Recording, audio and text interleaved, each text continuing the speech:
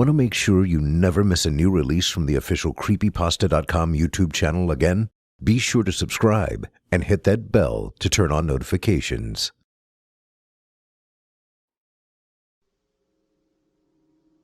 There is no fear as potent as the fear of the unknown. No monstrous visage discovered yet has been as terrifying as the infinite potential for horror which exists before the mask is removed.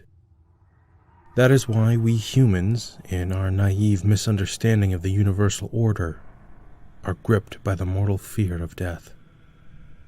We think it the final frontier, the greatest imaginable unknown from whose penumbral shores no traveler may return.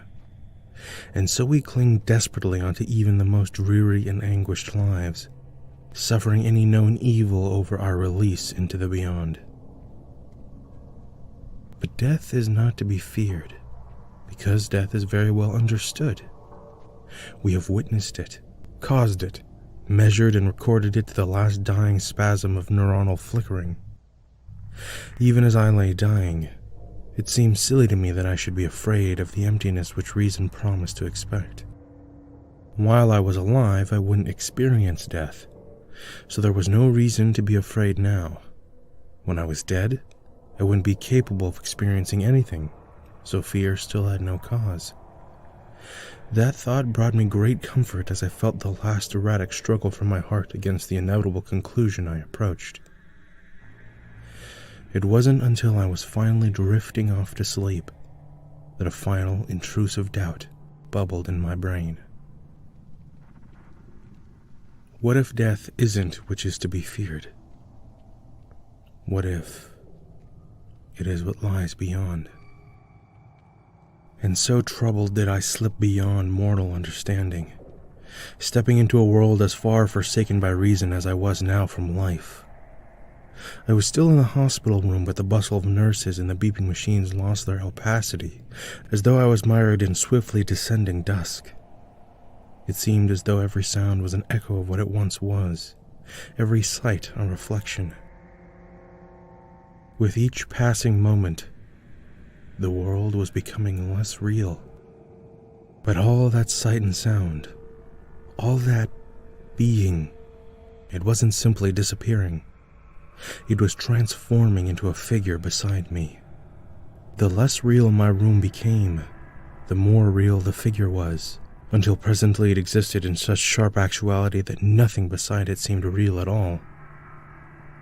His cloak was black. Not the color black, but its essence.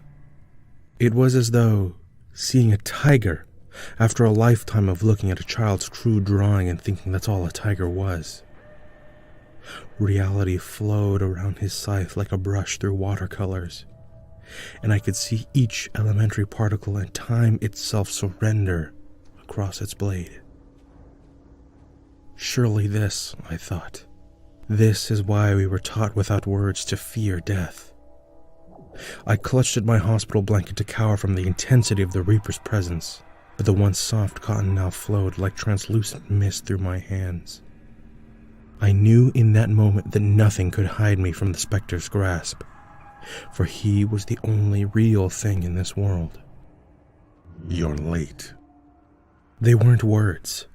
My head ached from the strain of this knowledge as my lateness was burned into my awareness, imparted like an inescapable law of physics as unequivocal as gravity.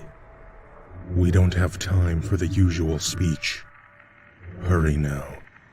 I felt myself swept up around him like dirt in a hurricane. Before I knew it was happening, we were outside the hospital, moving at such a frenzied pace that the world around me blurred into a dizzying tunnel of flashing light. If you're lucky, it will have gotten bored of waiting for you. I had too many questions, all fighting for attention in the forefront of my brain without making their way out. You're quiet. I admire that. Usually people ask too much. What's the point? I asked. My voice felt flat and dead compared to his overwhelming substance. How can I try to comprehend something so beyond mortal knowledge? You can't. But it's still human nature to ask. We weren't slowing. If anything, our pace was increasing.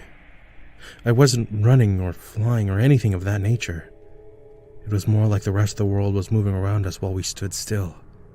A vague darkness and a heavy damp smell made me guess that we'd gone underground, but I couldn't say for sure. "One question then," I asked. "What else is here besides you?" And that is why questions are pointless. Death is not a place or a person. It's all there is. Troubling thought, but made more so by the growing howl which began reverberating the rocks around me. We still seemed to be descending into the earth, and the air was growing warmer and denser now. The sound continued to mount as though the world itself was suffering. Then what is it? What I'm here to protect you from. The rocks split from a flash of his scythe, and the ground opened further into a sprawling cavern dominated by a subterranean lake. But I thought you said you were all there is. No, I said death was all there is. We weren't moving any longer. Light glinted off the scythe from some unseen source and streamed into the lake like a tributary.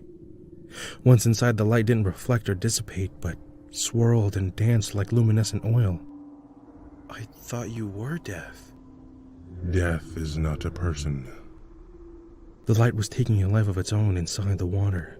The still surface began to churn with the enigmatic energy. It took my scattered mind a long while to realize that I was the energy flowing into the lake. I still felt tangled up with the figure, but we now existed as a beam of light boiling into the water. I knew I wouldn't understand, but that didn't stop me from feeling frustrated. If death is all there is, then what is it? What was waiting for me? The water pressed in around me and I couldn't speak, although I could still draw breath somehow. It is here. Something was in the water around me. Hands grabbed me by the legs and began dragging me downward. I was amazed to even discover I had limbs again. They felt so alien to me that it was almost as though this body was not my own. Light flashed from the scythe. Then again, the hands let go and the howling rose once more. The Reaper was fighting something, although I couldn't make any sense of the battle except for the madness of thrashing water. The howling earth screamed its crescendo, and the screams made the water around me convulse and contract like living fluid. Had the Reaper cut it? Was I safe? I began to explore my new body in the water, but just when I thought I was beginning to gain control, the hands clutched me once more. I lurched downward, struggling in vain against the implacable grip. "What is here?" I tried to shout against the suffocating liquid. "What is happening?" But I couldn't sense the Reaper's presence any longer. The heat was unbearable, but the cold depths the hands were dragging me toward was even worse. I became aware of a blinding light at the bottom of the lake, and though I struggled, the hands dragged me inexorably onward. I'm sorry. I couldn't fight it off. It seemed to be coming from so far away now. We will try again. Next time. The pressure, the heat, the noise, the hands dragging me into the blinding light. I closed my eyes and screamed. I was free from the water now, but I just kept screaming. I couldn't bear to look at it. Whatever had stolen me. Whatever was death but wasn't. Whatever even the Reaper could not defeat. Then words spoke. Real human words from a real human mouth. My senses were so distraught that I couldn't make sense of them. But I'm guessing they were something like, "Congratulations, he's a healthy baby boy." Most people can't remember the day they die, or the day they were born. I happen to remember both. And I know that they are the same.